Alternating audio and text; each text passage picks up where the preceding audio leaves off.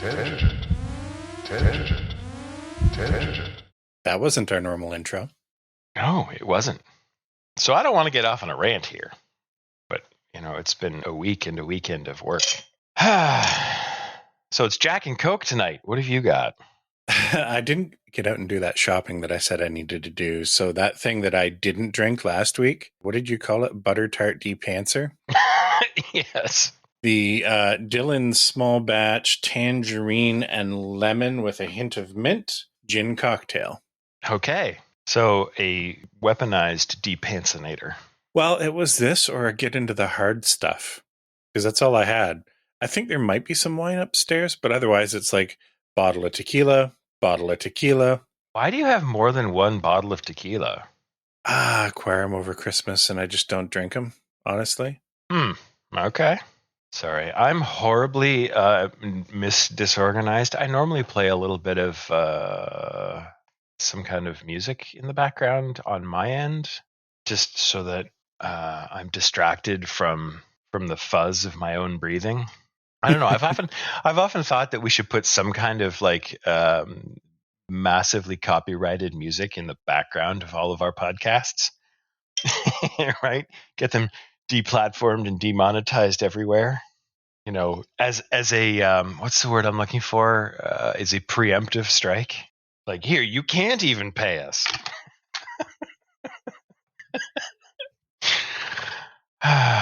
So you hit me up today asking if we were making enough money that you could quit your job. Yeah, I did. So, I mean, I don't want to get into it too much because, someday somebody might listen to these. And largely my frustration is just regular, first world job frustrations. But big project, worked lots of overtime, basically, grinding it out because it's late. And some of that is not my fault, but squarely my responsibility. So working all of the overtime, and then today I found out, customer wants to go in a different direction. So it's like, can I just, I've never really liked working. I don't think I want to do it anymore. Take you out to dinner. Go back to my place and watch Kung Fu. Do you like Kung Fu? I love Kung Fu.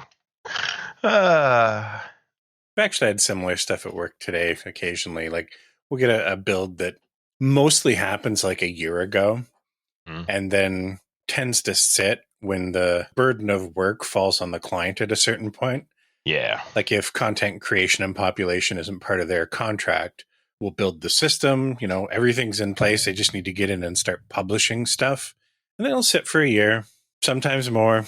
And eventually they'll either email us on a Wednesday saying, what are the chances we can have this live by end of week? Or as was the case in the past couple of weeks, they've been like, we're not going to launch this. We're doing something different now, or, it's not applicable to what they're doing. They've pivoted business-wise or whatever. It's very strange. Yeah. It's shocking to me how much management in like everywhere I've ever been, and I don't want to like slam anybody for doing this because sometimes it's unavoidable, but it really looks just like a bumbling vaudeville clown car act sometimes with people like let's just get started and get something in the go, and we'll get something in the queue, and we'll start working on stuff and then never finish it and do something else. Like it makes so much more sense, like most of the time, to go, what do we really need? Let's make a plan. Let's line it up. Let's see what the finish line looks like and work backwards from there to, we should have started 6 months ago. Okay, well, we're just not going to hit that target. Let's either do something else now or decide that it's fine if it's 6 months after our original goal. Mm-hmm. And then recognition that if you plan it out and it's, 6 months from now, chances are it's going to take you 9 months or a year or more. I don't know. I don't own my own company. I don't run my own company. I guess there's a reason for that. Just don't have enough money to throw at the problem. So if you'd like to send us $1, the address, you just put it in a self-addressed stamped envelope and send it to, all right, I can't do that. That's fraud. I feel like I should probably have taken some Ritalin. right? I've got that hyperactive, just because I've been stressed for 3 weeks, right? Where Yeah. it's just, and today it's like it's just all going away. So I have that seesaw of I have lots of energy. I need a nap. So to set up kind of where we're at, we just recorded 2 episodes. I guess it was a little more than a week ago now. Yep. Just released the first one a couple days ago is the time of recording this. And you hit me up. You're like, hey, do we want to record early this week? I'm like, sure, no problem. Throw some dates. And you're basically like, how about tomorrow? Okay. Yeah. Hey, do you have anything you want to talk about? No, not But really. that's No, you said yeah. we just had our D&D session.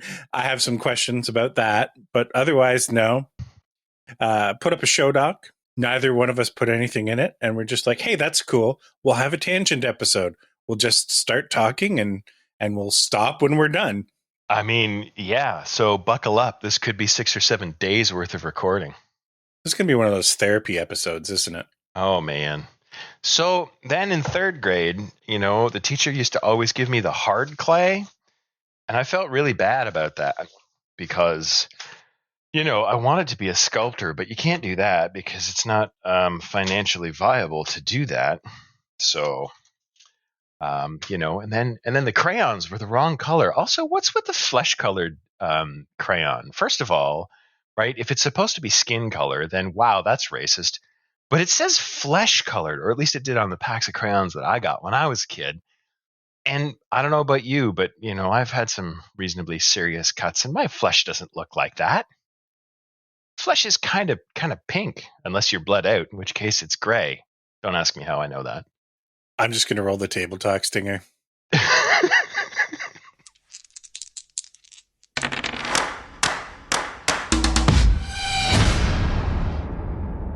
Oh man, I've had like 2 sips of drink and it sounds like we're on episode 2 of the recording tonight. So we played D&D. We did. We ran your game on Sunday. I had a game on Tuesday. I think both sessions were a lot of fun. I was really surprised actually by our game last night because I have some stuff sort of prepared, but it's mostly sort of middle in the future kind of things, right? Like I have a few little bits of like stick these in where they fit sort of encounters and a whole bunch of like strategy documents also almost. And I wanted to play yesterday because next weekend is Easter and we're not going to play on Easter. And I'm like, I don't want to skip 2 weeks in a row. I'm not really prepared. That thing on the bridge, I literally threw together about 20 minutes before we started. Mm-hmm. I mean, I had a plan for it. It fit story wise, like the story elements were supposed to be there. And I thought, okay, this is, and I warned everybody before we started, this is likely to be a shit show. I haven't prepared. I'm exhausted. I'm stressed. I can't think right. My brain is mush. And then I thought it went really well. It went great. I almost killed you. I've learned, honestly, that some of the best sessions I've ever done in complete hindsight aren't the ones that I did a lot of planning for. I mean, I've had some ones that have really come together where it's, like I'm trying to anticipate how the group is going to do it. And I'm accounting for different sort of possibilities and everything clicks together and it comes out fantastic. I've had sessions that were like the one you ran where it's like, I don't know, we're just going to do something. Hey, I've got a map. I'm going to put something on it. Mm-hmm. You guys show up here. Stuff happens. And those have turned out great. And then I've had sessions where not only was it entirely theater of the mind, but like we didn't move to any new set pieces. You guys woke up this morning and what do you want to do? And let the players drive it. And some of those have been the best sessions that I've ever participated in. Now, I think we have to get to a certain point with like character development where there's sort of the rapport and people can kind of have shared experiences and war stories and things like that. Mm-hmm. And we're starting to rack up our war stories now in your group. Tanya's playing that up a little bit now that she's switched over to the Bard, which is nice to see. But no, that was a great session, Nothing that moved plot a ton, but like we were all engaged and pretty busy. It was combat heavy. We had a couple of encounters. Yes, I've very much learned that you don't look at challenge rating at all. I do, but I don't. It's not gospel because if you look at it like mathematically, I knew that the challenge rating of that encounter was too high. But at the same time, it was like, strategically, generally, you guys work it out pretty well. Yeah, it is certainly better to aim a little bit high because, I mean, it's clear that like you're not putting a bunch of pieces on the board and then optimizing your play for all of them as GM. It's like, okay, you've moved through this, there's a group of, 3 mobs initially when we were on the bridge, and you let us get through a couple of ones, and then this guy appears and shanks me in the back, basically one-shots me. There's another guy in the hopper in case, we need to stretch this out a little bit more, but you're managing the difficulty. You're not always doing the optimal thing when it's your monster's turn, right? You are managing difficulty, even though it was like a CR8. So we ended up with, I don't remember what those bearded dudes were. I think they're like CR3 or something each. Something like that, yeah.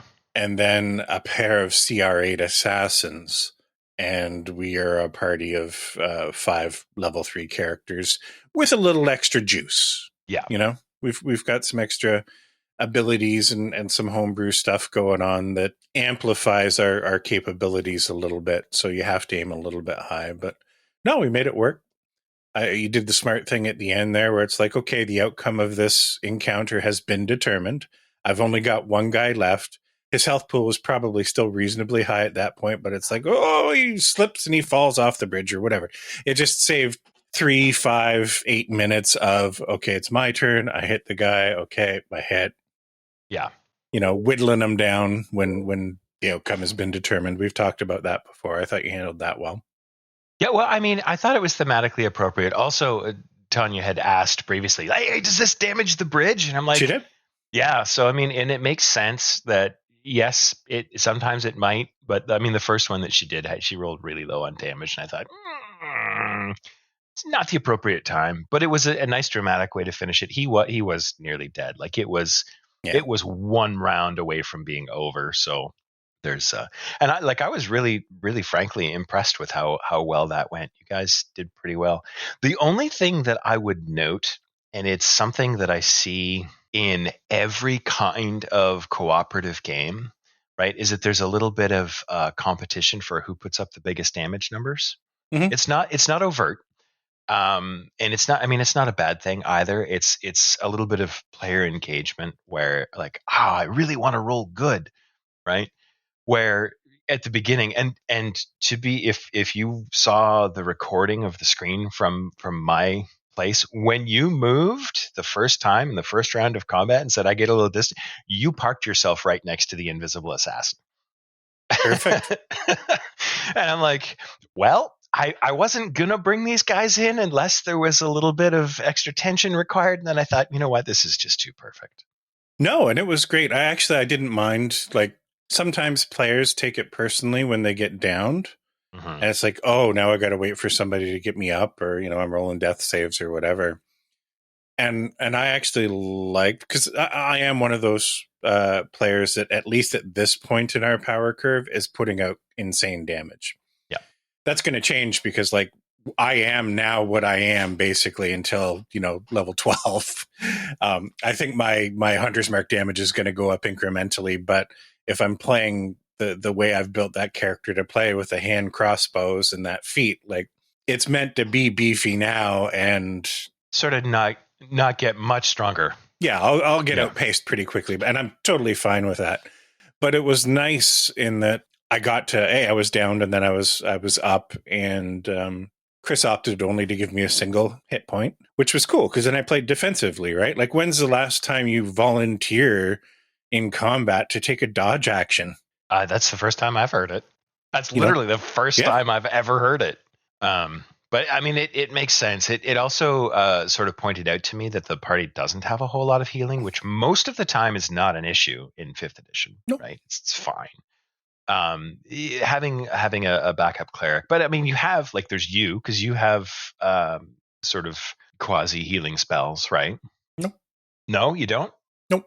you can have, like it's possible. Yeah, as I gain a little bit more, because I literally just got my first level of Gloomstalker, right? So Okay. Oh, all right. Yeah. Okay. as I hit level 4, I haven't gone through that yet to see what I'm going to be getting next level, but I think some utility stuff probably makes sense. I'm going to see what Tanya wants to take with her bard too. I Right. don't know how much she wants to lean into the utility stuff. Who knows? I mean, if she's going swords bard, it sort of strikes me that she's likely to go more combat focused, and that's Yeah, fine. I think so. But I mean, bards get access to healing spells. Paladins have access to healing spells. In theory, rogues can have access to healing spells if they take the arcane, whatchamacallit, the trickster thing, right? Not a lot of healings, but like little bits of things, right? But it strikes me that I'm probably gonna, something like, oh, you find a cache of potions just in case you need them. We had a nice Baldur's Gate 3 moment at the same time during that encounter. Yep. Our minds were aligned. Yes, you're fighting on a bridge, and some of the railings have been taken down, and then I'm like, okay, I'm going to forego my attack this round to try and shove someone off. And then Rich threw out silvery barbs, which was perfect. It was great. Yeah, it's exactly what that's for. It's like, here's a critical roll for an athletics check to shove someone off a bridge for. Now we're going to have to do some kind of a rescue because it's 100 feet down into the water. I'm glad you said that you were thinking it, because I thought I put it out into the ether myself. Oh, so to back up for some context, one of our players moved her character into position right on the edge of this broken part of the bridge. Mm-hmm. And she was moving to engage one of the monsters. And we keep sort of a Discord chat going alongside our VTT gameplay. And it's usually just GIFs, constantly memes in the middle of our session. And I just post a random meme, just whatever I got out of Giphy, typing shove as a search query, right? Playing Baldur's Gate 3, it's all about the shove. And she didn't take the bait. She just, barbarian whack whack, which was totally fine. But then you went next, and it appeared from my perspective that, oh, the DM took the bait, and he rolled double crits. Yep. Yeah. So even with disadvantage, it's a crit either way. Yeah. And then I re-rolled it, and I think I rolled like a 4 and a critical fail. So yeah. No, it was a good thing. I had a chat with Cindy afterwards, actually, just to let her know, like, hey, there's, like you can forego an attack for trip or shove, which you can.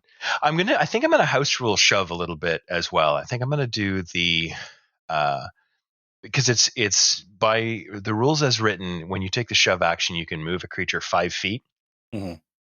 And I think Baldur's Gate 3 has gone a little bit overboard with the accentuating the shove distance, right? Where if you have like a 23 strength or something, you can shove someone off the map. Like, that person went 73 miles. Yes, that's not 5e rules as written, that's for sure. No, it's not, and shove is a bonus action, which also isn't rules as written. Works great in the game, in Baldur's Gate 3. So I think I'm going to do some kind of a house rule where however much you beat the other person's roll by adds another foot. So it's like 5 feet plus. And then it goes in sort of 5 foot increments. So if you shove somebody and they go 9 feet, they go 5 feet. Mm-hmm. But if they go like 11 feet, then they go 10. Yeah. Yep. That makes sense. Little subtle stuff. Listen, I'm not going to tell any other player how to play. You enjoy the game you want, the way you want to enjoy it. But there is more enjoyment to be had. And you don't have to get nerdy and crunchy about it, but just starting to think about some things tactically and using some of the other tools in your tool belt. Mm-hmm. We're playing with a VTT, so you've got a map and a grid in front of you. You can think about positioning and like shoving somebody off of a bridge is a pretty epic sort of narrative moment in combat versus I smack him with a sword or I smack him with the bagpipes or whatever. Mm-hmm. And I know I'm going to have to do that 3 or 4 more times until I've finished this guy off. Yeah. Or, sploosh. Yeah. And maybe they're out of combat and maybe they swim to shore and come back at the end of combat. Yeah. Like, who knows? Like, there's all kinds of different ways to do it. There are some things about the combat that I'm throwing at you that I think I think everyone has missed, and I'm totally okay with it because it's going to be the kind of thing that there'll be some kind of climactic story moment like 2 or 3 years from now, which if anyone remembers, like this session and sessions like it, they're going to go, "Oh my God, I didn't realize that." I hope. It may not be 2 or 3 years, probably more likely 3 or 4 months, but still. Mm-hmm. Well, if it's like our Curse of Strahd campaign, it might be 2 or 3 years. I mean, it could be. That went on for a really long time. There's such a variation in how, and it's funny to me. One of the reasons that I was thinking about this the other day, that I don't really like running games in established settings is because I can never remember all of the stuff that I'm supposed to know. Right? It's like, we're in Daggerford. Well, in Daggerford, the local law is such and such. I'm like, sake, can't remember all that. I can barely remember if I'm supposed to take the garbage out today or not. Yeah. I don't run a lot of canned material, but when I do, I make it clear that I don't want to be bogged down by the baggage. Like I'll take the important parts. This is what Daggerford is. Yeah, here's where it is on the map. That's enough. It's a town. I don't. Yeah. I will sort of impose my own headcanon on top of it at that point. I don't need to be worried. Well, actually, that is run by a council of lords. Oh my God, who cares? No. Well, it depends.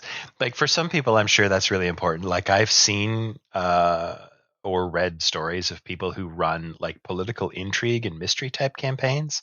And I'm like, I would love to do that. I am completely incapable of doing that. Mm-hmm.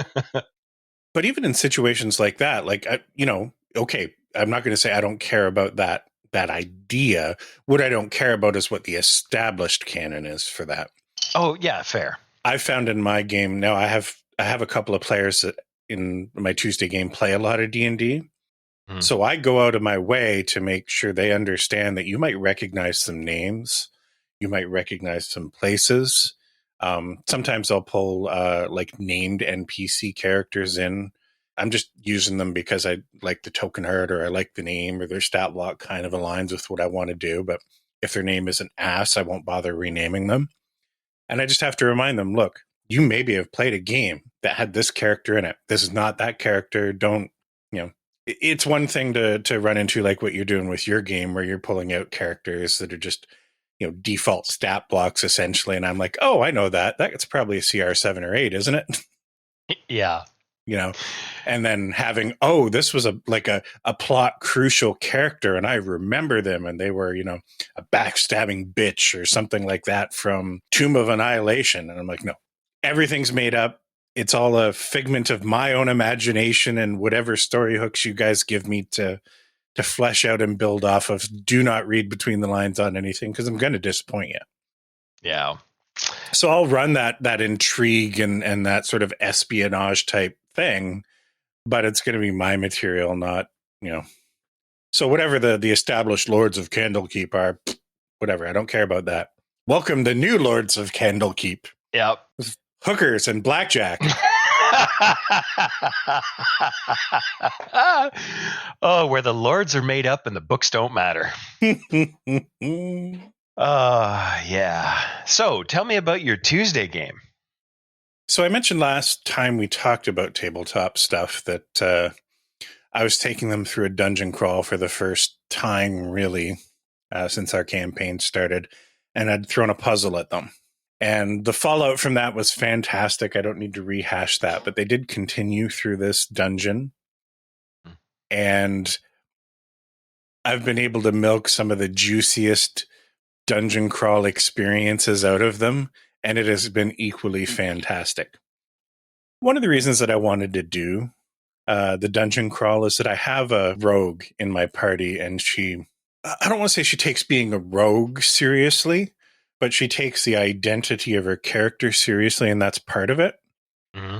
And a lot of what I've been doing is fairly cinematic and like high drama and personal stakes, and every one of the characters is kind of intertwined with the story now, and they've all been pulled together where their stories start to overlap. But mechanically speaking, I haven't always taken the time to cater to everyone. So to get a rogue into a dungeon where she's lock picking like a boss, and she's checking for traps and doors and some of that stuff, it's great. Like, it gives her a chance to actually be a rogue, and she's enjoying it.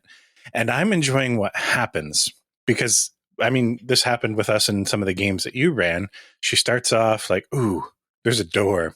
I'm going to pick that lock. But before I do, I'm going to check for traps. I want to listen to see if I could hear anything on the other side. And that goes on for, 10, 15 doors. And then she gets a little bit cocky. Or the first time, one of the other characters is like, actually, I found a hidden door over here too. Do you want to come check it out? She, doesn't go through her usual steps. And like, I didn't make it up. The intention was something was always going to happen when you open that door unless you checked for it. And she like gets her face half melted off by steam. The kobold gets cut in half. Yeah, she, which was great. Like, she just finished saying 5 minutes ago, as a character, in character, even though they're running into spike traps and near death all the time, she's like, I'm having the time of my life. This is, what I always dreamed of. And now my eyeballs are boiling. It's been fantastic. And I got to give it to them as players too, because they've gotten really good at reading me as a DM and recognizing the things that I've put in there that are meant to lead to the fun shit.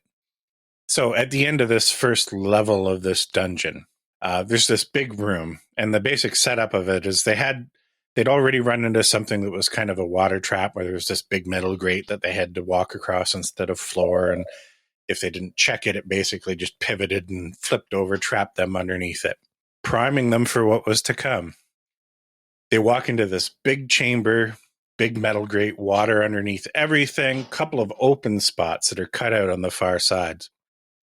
And they're like, oh, this is going to be fun. They go in. There's a big lever in the middle of the room, a locked door on the far side. As players, as DM, I mean, it's obvious. Oh, we pull that lever and shit's going to go sideways, right? That door is going to get locked. This room's going to fill with water or something stupid, or big monsters are going to jump out at us. Or in my case, all of the above. And where they're willing to take a random door in a random part of the dungeon and hyperanalyze it. Be like, nope, we're not going to open it. I'm going to check it for traps. I'm going to listen for what's on the other side and try and peek underneath it. They see that lever and they're like, oh, we're pulling it.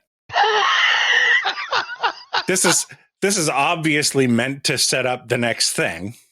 I've telegraphed that, like, there really isn't anything else to do in here. You could probably try to cheese it, but that's less fun than pulling that lever, having the room fill up with water, the tension and danger kind of raised. And they're going to have a couple of like pretty high level basilisk type characters that were kind of in this pool of water underneath come out at them. They were just basically poking their heads out of the water where we left off last session.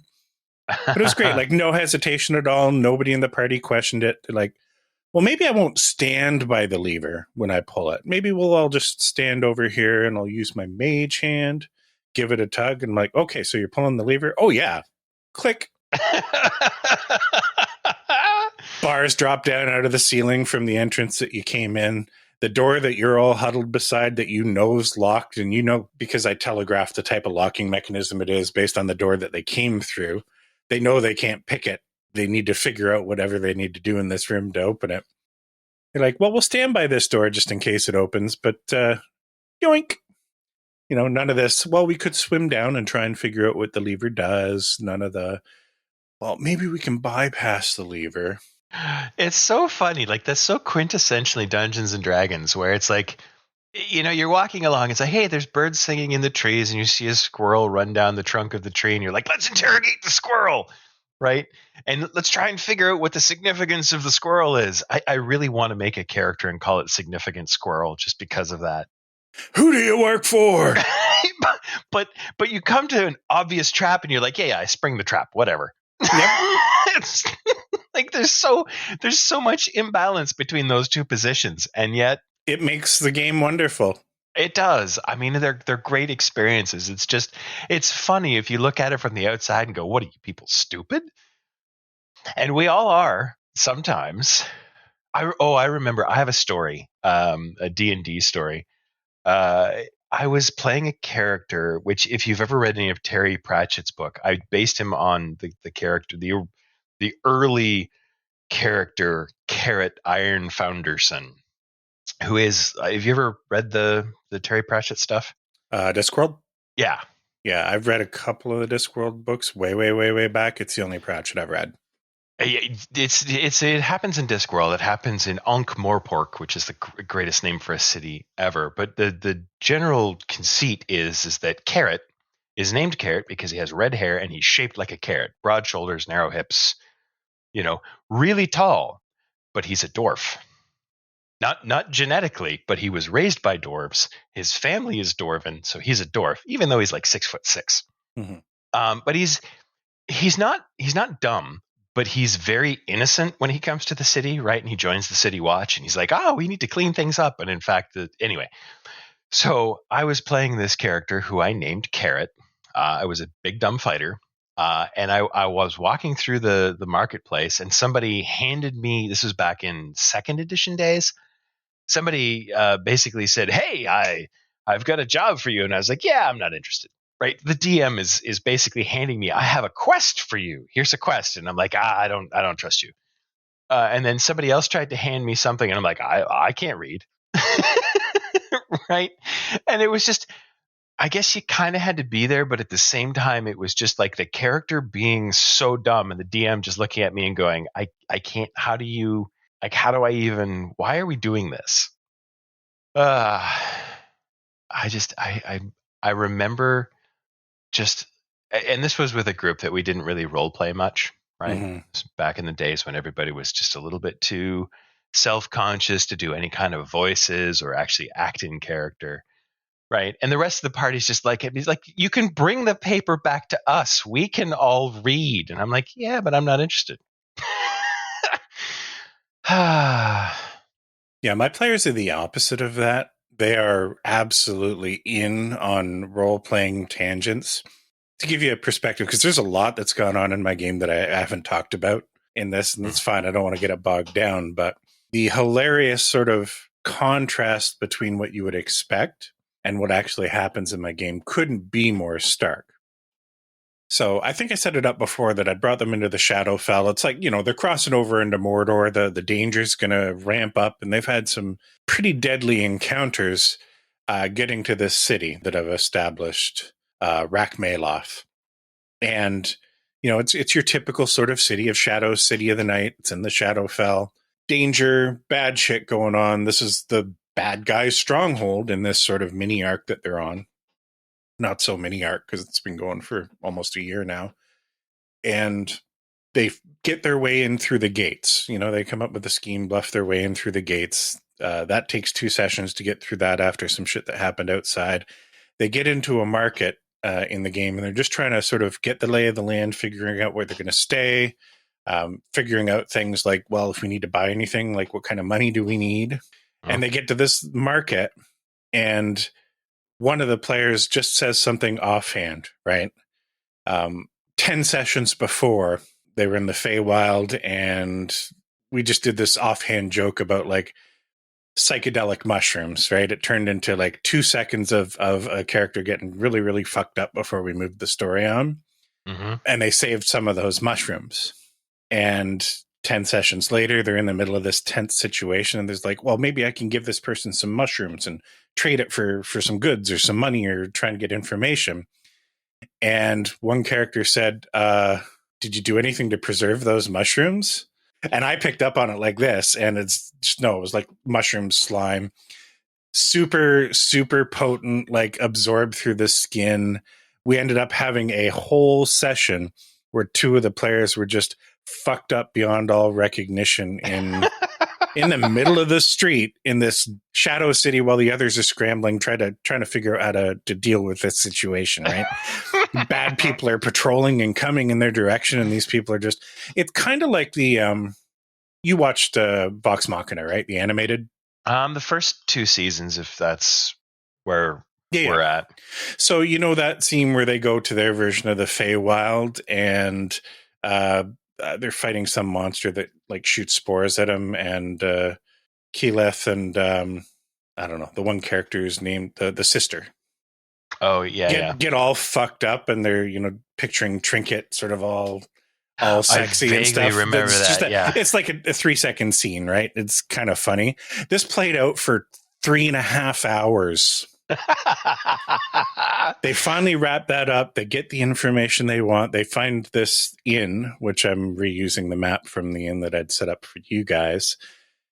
Set up for the night, and then by next session, we were just going to have it around the inn prepping because one of the players was gone. It turned into burlesque, performance, trapeze, one of our characters in drag. It was, this is just the way they roll. And that took up a whole session. That's pretty good. Yeah.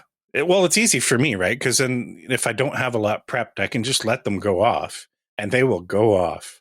It's nice when that happens. It's rare too that it happens in an online game, because I've had sessions that I've been part of in person where like people are just sort of riffing off of each other for long periods of time, just making shit up. Although it's been rare in my experience, because I typically, I think I've mentioned before, I learned to play D&D with some war gamers. Mm-hmm. So they're all about tactics and rolling the dice. So there's not a lot of sort of in between combat stuff that happens that isn't either buying and selling your stuff or prepping for combat. Yep. Or recovering from the previous one. But it is super nice when it happens. Yeah, and I mean, let's be honest. 2 of my players have their vector into D&D came through things like Critical Role. Mm-hmm. They're the younger of my 2 players. They're not young, believe it or not. All my players are like 30 and over. Oh. But they've got it from the acting perspective as opposed to from the game perspective, almost. Yeah, like they're very much, like D&D 5th edition plus what a lot of people think of as Dungeons and Dragons now because of things like Critical Role, Acquisitions Incorporated, and stuff like that, is very much for them. Like they would never survive in 4th edition or maybe even 3.5 or Pathfinder 1st edition. Like you would have to work hard to make enough room in any session that included combat, right? You'd have to work hard to make enough room to allow them to inject that stuff, because otherwise, well, we're in combat with 3 goblins, and it's going to take 7 hours before we're done. 4th edition kind of gets a bad rap. I think I was watching. So there's 2. This is a segue into 4th edition rant, which is fine. 4th edition kind of gets a bad rap because it was a reaction to the things that people didn't like about D&D up to that point. Mm-hmm. And we may have covered this before, but like in 1st edition and 2nd edition, like there was no attempt at balance.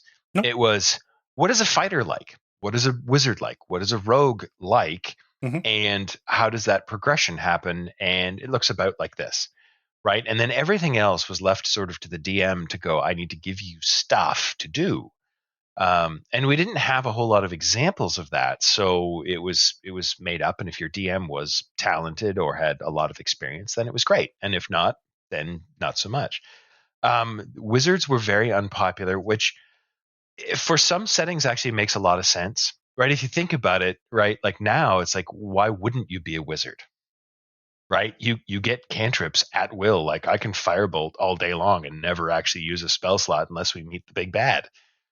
Back in the day, it was like at level 1 as a wizard, you cast magic missile and then you were done for the day. Like you were useless at that point. And like I like the way that 5th edition has sort of has done that. Right? It's not perfect. Nothing ever is.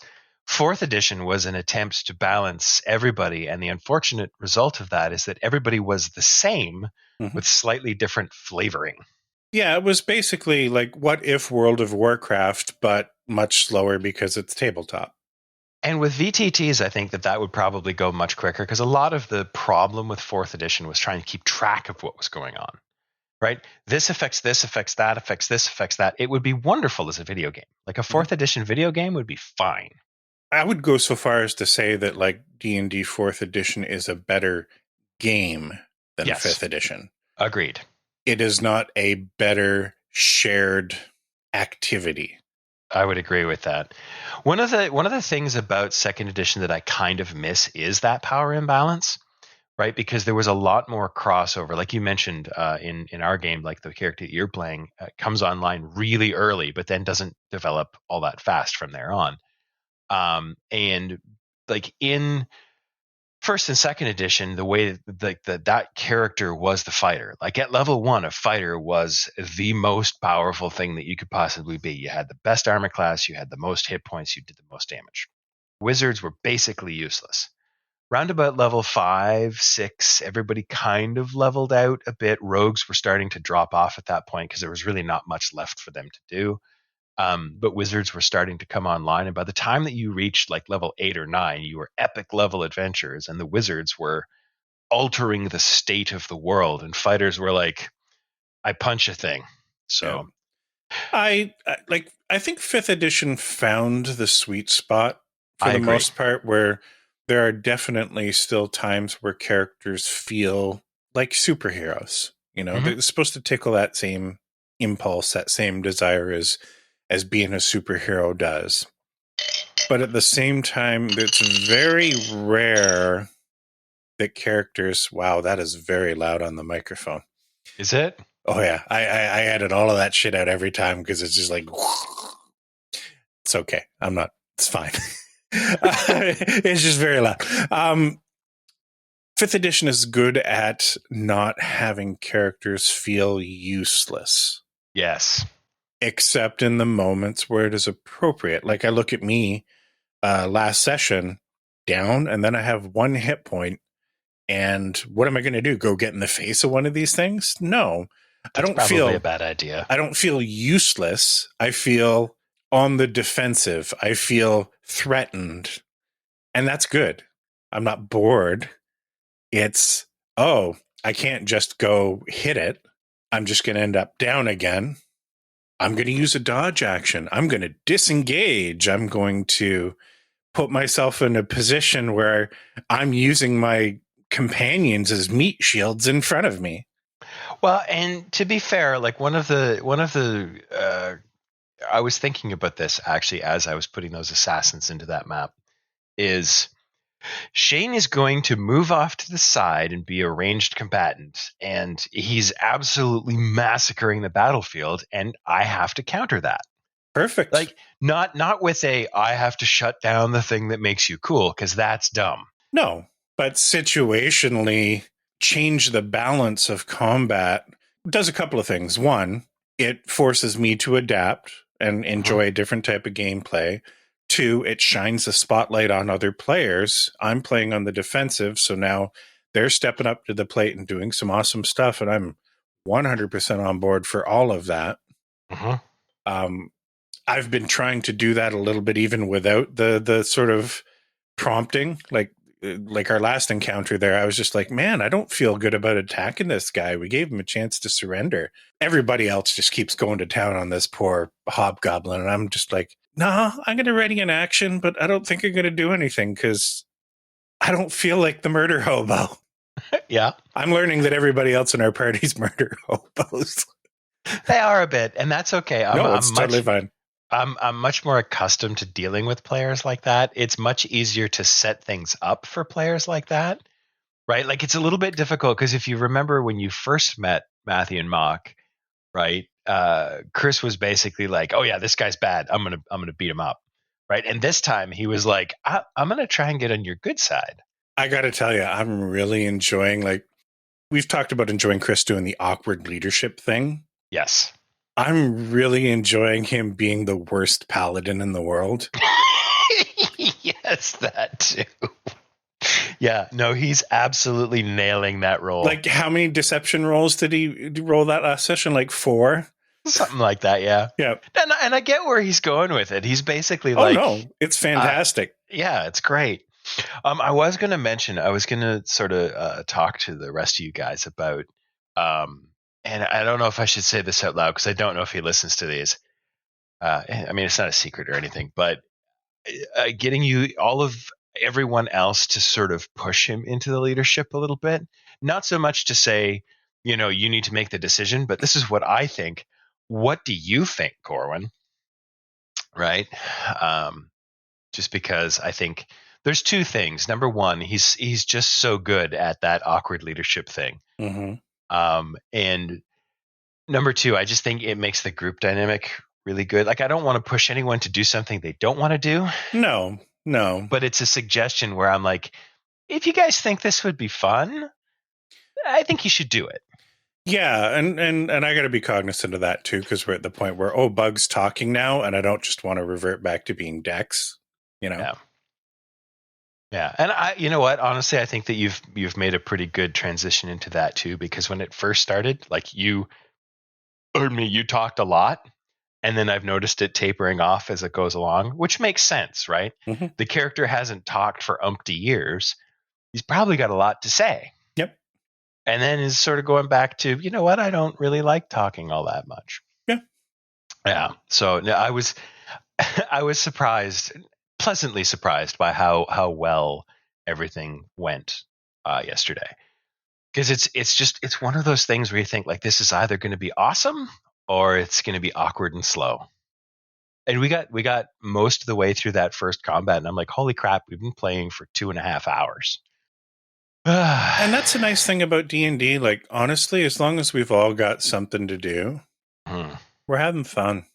The only time it really bogs down, I think, for anybody is when the spotlight shifts to somebody doing something and they're just a passive observer for a long length of time. Yeah. Like going back a couple sessions ago, even when I prompted, like, hey, this is taking a while, this shit that me and Tuft are doing. Meanwhile, back at the inn. Yeah. It's tough, especially when, like, even when the party is together, but you split the party narratively, mm-hmm. right? It becomes difficult. There's also, depending on players too, right? And this is something that I recognize I'm not real great at, is sort of tailoring the experience to the individual player, mm-hmm.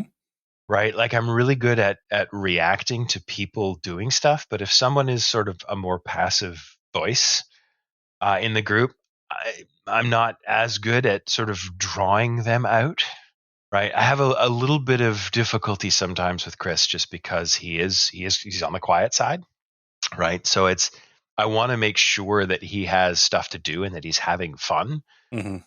But it's tough to judge when you're not in the room and he's quiet. It's one of the reasons I actually wanted to push him into that leader role is I like to hear from him because he's a great role player and I just want him to do more of it. Yeah. Yeah. And I think, as more of the character comes out, like we talked about last session, the personal stakes and the personal motivations, and the more you can appeal to that and like reel something, you haven't really been talking much this session and I recognize it. Here's something related to your personal backstory. Yep. Usually it's a gut punch a lot of the times, right? That's usually what works. Mm-hmm. Or some sort of flipping expectations on their head as it relates to that kind of thing. I've found it with my players, at least, it brings them right back in. Like when you feel somebody's just kind of not tuning the game out, but a little bit disconnected or disengaged. Yeah, taking a back seat, kind of. Enjoying it passively. Mm-hmm. That's a good way of putting it, because I think that's really a lot of what is there's this weird thing where like I'm involved in this story, but at the same time I'm listening to the story, mm-hmm. right? And then it comes time for you to sort of make your injection into the story, and sometimes for some people it's like, well, now I don't know what to say. One of the things that you did in our Strahd campaign and what became the Hub adventure, and I've done something similar in my game, kind of modeled off of that, is that that trope of them almost having patrons Mhm. or something that they're championing, something that, at any point in the game I can just drop in and whether it's an exposition dump, whether it is, just a conversation that's meant to reel them back in. We talked about how one of my characters is sort of this weird relationship going on with the Raven Queen, as an example, right? And some of the weird stuff that's been going on there. So, in almost any situation, I can now bring a raven in. Like you notice a raven standing there, you lock eyes, you're pulled into, your own memories or the Raven Queen's memories, and we have this hot moment. It doesn't need to last any more than about 3 minutes because the other players become a passenger at that point. But you can do a really good job of, like, you leave that player that was disengaged breathing heavily at the end of that short little thing, right? You did a pretty good job of that with the stuff that was going on in the Curse of Strahd campaign, where we had the dragon thing that was going on with Dulcimer, and the druid stuff that you'd kind of set up with Plo, and of course I had Lena and my sword thing, right? Mm-hmm. You're starting to plant the seeds of that in our game. I'm hearing some, not hearing voices, but feeling some presences. You've already had this dragon talking to Chris's character. I think if you can get something like that set up with the other characters, that you can just drop it in when you need a splody something, right? Like just it's all there. It's all there for everybody. It's all the seeds are sort of planted. There's some secrets. Rich dropped some of the secrets that he had about being able to see magical auras, and that kind of stuff. And you talked a little bit about the dream that you had, and Corwin talked about the dream that he had. I actually had intended for everyone to have a dream at that point, but as previously mentioned, I was absolutely swamped with work, so I only got 2 of them done. So the rest of them will sort of, dribble in as time goes on. Cindy was actually a little bit disappointed because she did a little narrative thing where, like I've grown a snout and a tail, and everybody was just like, whatever. She's done it before, though. It isn't the first time we've seen it, so. I know, but it's still, like, even then, it basically went over like, that's just normal. Is it? I don't know. Maybe she's not being dramatic enough about it, but there's this kind of, this is another one of those D&D tropes where, I grow horns and a forked tail and hooves and I smell like sulfur, and then it goes away and everybody's like, oh, that was weird. Anyway, so about this squirrel, what's the significance of this squirrel? No, I tried to play it up a little bit with the, is she a vampire? Is that what we're dealing with here? It was not actually meant to be a meta thing. It was Bug saying, oh, she's biting that thing's neck. What's going on there? Yeah. But those things are tough because it's hard to strike a balance between, like, I don't want to be overly dramatic about this thing that's happening, and at the same time I don't want to be too subtle about it, and that line falls differently depending on the group that you're playing with, the situation that's going on at the time. You're in the middle of combat, everybody's kind of going to glance over and go, did I see what I thought I saw?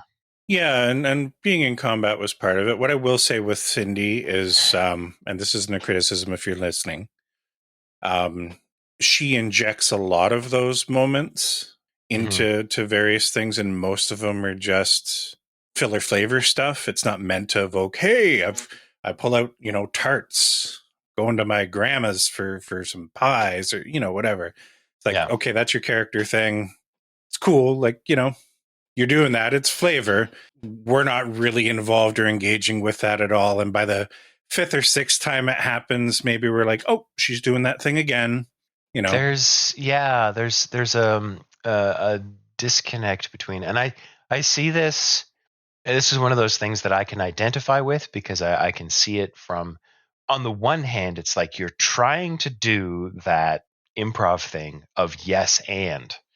The problem is that you haven't done yes and. You've done thump, right? Like there's no and. There's no invitation of reaction. You know what I mean? Yeah.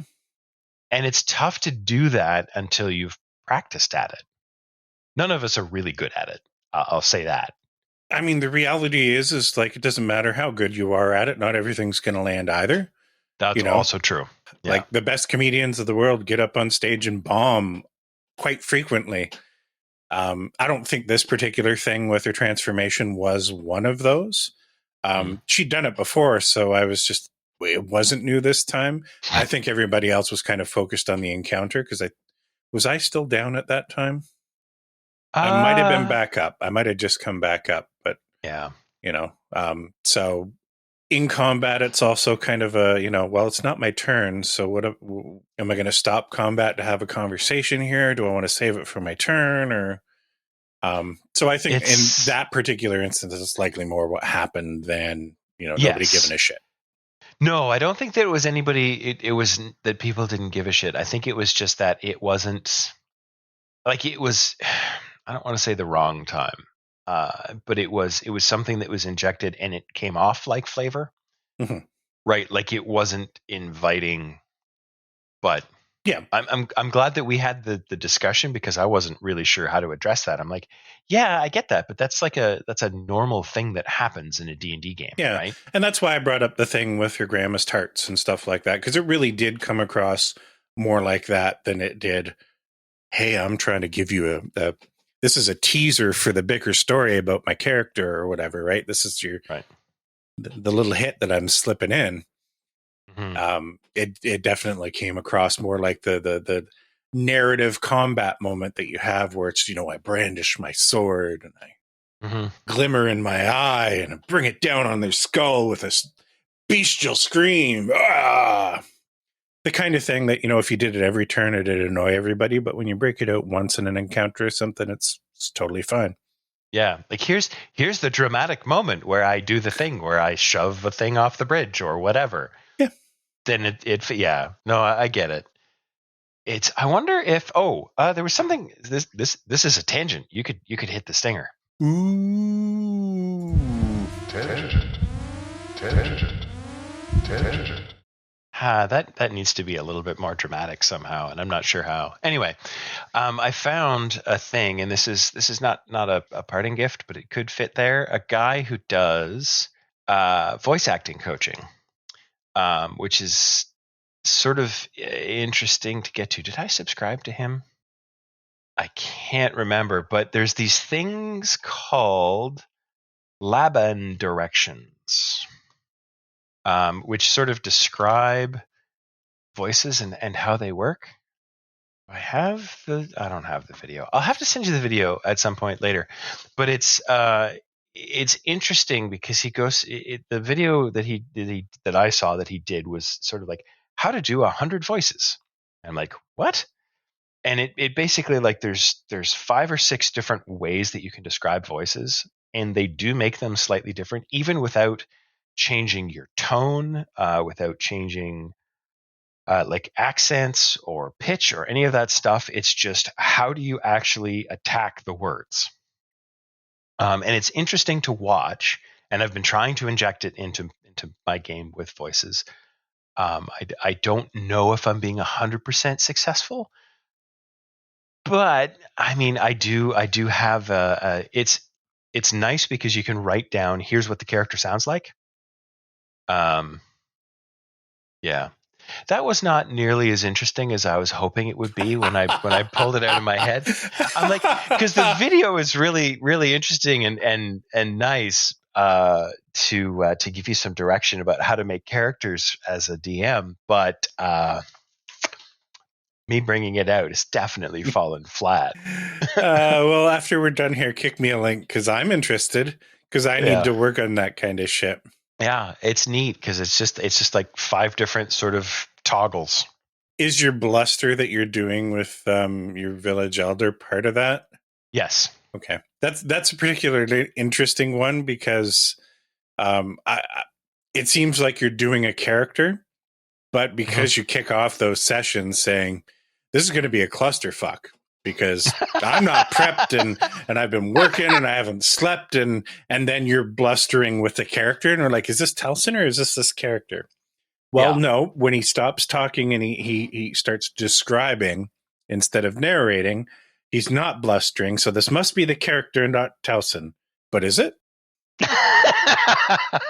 Well, at least it was subtle enough that it wasn't silly. No, So it that's fine. good. And there's one that I did with Coral too, but I'm almost certain I didn't pull that one off as well as I had hoped. I'm not going to give anything away. I started making plans for the one shot that we're going to do your birthday weekend. Yeah. I had no idea what I was going to do. I'm like, I got to figure out what I'm going to do. I don't want it to be super involved. Like, it's going to be a fun, 4-hour kind of thing, but I want it to be entertaining at least. I don't just want it to be, okay, there's a bunch of bad guys, roll some dice, let's get through a couple of combat encounters and call it a day. I want it to be something other than that. And after about 3 hours of considering different things, the right idea hit me. And I am so excited about it. Yeah, me too. I'm looking forward to be the first D&D that I've played in person since before COVID. Yep. Yeah, and I want to stick to just, pencil, paper, rolling dice. I want to keep it completely offline. I'm not going to bring a bunch of books, so I'm sure I'll use my phone as a reference if I need to. But I'm actually going to load up my DM screen and get as much shit as I need. Just, stuff like remembering conditions, the kind of thing that even running games every week 2 years later, I'm like, okay. What does prone mean again? Yeah. Restrained is what? Yeah, exactly. I'm going to get that on there so that I'm not having to look at my phone too much during gameplay. I wasn't even going to use the DM screen, except I just need somewhere convenient to tuck that shit. Yeah, DM screen is more often than not for me anyway. I was looking for a DM screen, by the way, for Foundry, and I didn't really find a good one. So I don't know if you have something that you use. I kind of wanted something that I could stick the characters on, and in retrospect, I'm thinking now that D&D Beyond is probably the appropriate thing to use for that. Maybe. Yeah, honestly, I have that one module. I don't know if you've installed it yet. The quick insert search widget. I don't think I have. No. It's great because I can just, fuzzy search essentially, like I would use in one of my applications for development or stuff. Control space, start typing what it is I need to look for. So prone, it just fuzzy searches a list and I just, boom, there's my tooltip for it. Drag and drop characters and stuff like that too. So just for some of the stuff you'd normally have on a DM screen, that's what I would do. Like if I'm running an encounter and you're talking about having stat blocks up for character sheets and stuff like that, I don't. Sometimes I'll drag a bunch of them to the second screen, but for the most part, I'm just interacting with them through their tokens as I need to. Well, I found, because one of the things that I needed to do specifically for this one was have a sort of reference to your hit points, because it was important. As much as it's often a terrible thing that people hate, I do fudge dice rolls from time to time. Oh, yeah, you gotta. Because you have to. Especially when you're throwing CR8 creatures at a level 3 party. Well, that's why I asked. When you attacked me the first time, it left me with 3 hit points after 1 hit. Then you attacked me again. You're like, oh, yes, you're definitely down. And I'm like, yeah. Okay, well, how much damage are you talking? Because I know it wouldn't take much for me to be out, right? You literally one-shot me basically the first hit. Yeah. It was a similar amount of damage the second time, but I'm like, no, it's not going to kill you because that wasn't the point. No, I know. There was, what was it? I'm sorry, I'm just scrolling through the add-ons that I've got.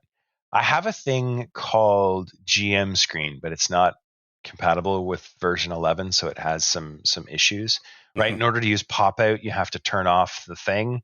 It's great, except you can't pop it out unless you turn off I forget what they call it, but it basically docks on the bottom, right? And then it takes up half your screen, but you can flip it up and down.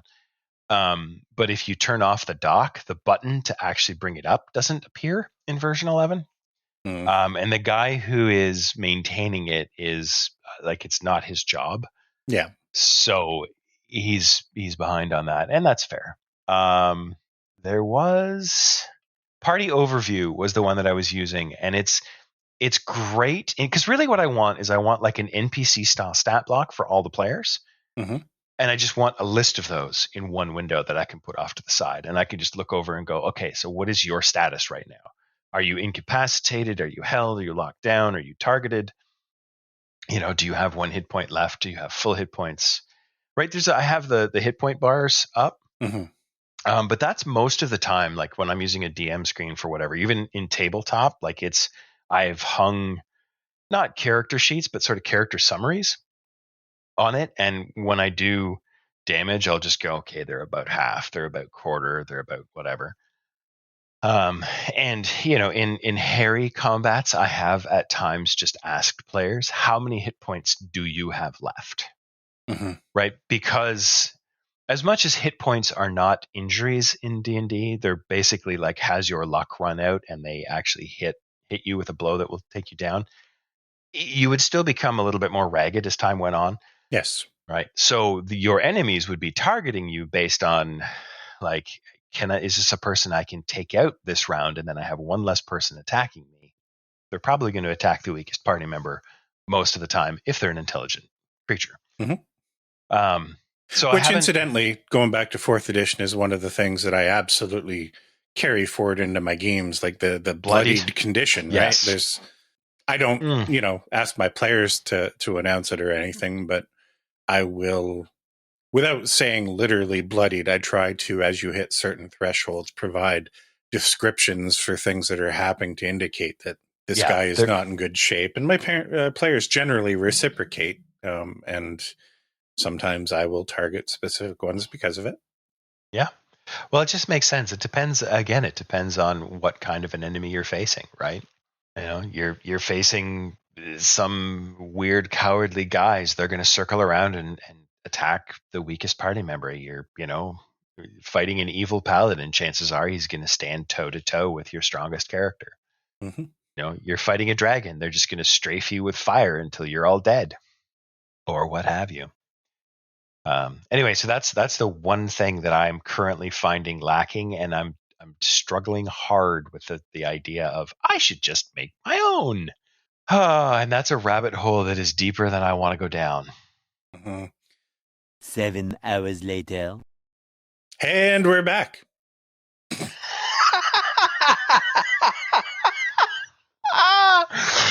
Oh my God.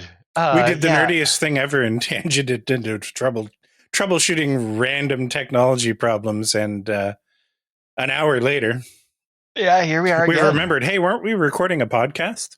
I mean, kind of, yeah. Mostly we're just shooting the shit and recording it in case anyone's entertained. So if you're entertained, I mean, drop us an email at podbag@nerdingintotheinfluence.com. .net.edu. I don't remember. Hit us up on our OnlyFans. There are days when I am comforted by the fact that somewhere out there on the internet, I am someone's fetish. It's true. Me and the goats. At the same time? Hey, well, I've gotten older. I've experimented a little. Got to keep things interesting. I do. There's I talk about Behind the Bastards a fair bit. I was listening to another episode today where they were talking about the YouTube algorithm. And it's interesting how many YouTube engineers, former YouTube or Google engineers, have basically left the company and gone, "Oh my God, we need to raise the alarm." It's not the point. That was just me going, "Wow, I was shocked. I knew it was bad. Didn't know it was that bad." But he does this thing where they go to like ad breaks, right? And it's just like randomly things, and he'll do, and it's so awkward. But it's so awesomely awkward. Well, he'd just go, and we were talking about, terrible things that people have done. Here's some ads. It's great. Anyway, so we were talking about nerdy things, and then we did a nerdy thing, but we're going to edit that out and tangent back to that was the episode. We did it. After this message from our sponsor, Manscaped. That's right. This message is about balls. I specifically would love to do a Manscaped meal plan ad. You can order Manscaped meals in your mailbox, delivered once weekly. All of the broccoli will be shaved. The whole meal is just like shreds of Parmesan cheese because it's shaved. Or maybe it's shaved ham. I don't know. It's 100% prosciutto. Well, no, because they've got skin safe technology on their lawnmower 4000. So you can cut close but not shave your ham.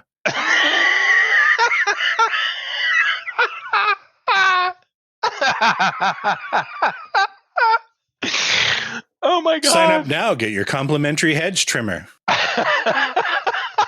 Manscaped.com/nutty. Use code word nutty. We are not sponsored. All right. We are anti-sponsored. We're going to get a cease and desist letter. But seriously, if you do shave your balls, I mean, use the product that works best for you, and please God, don't cut them off.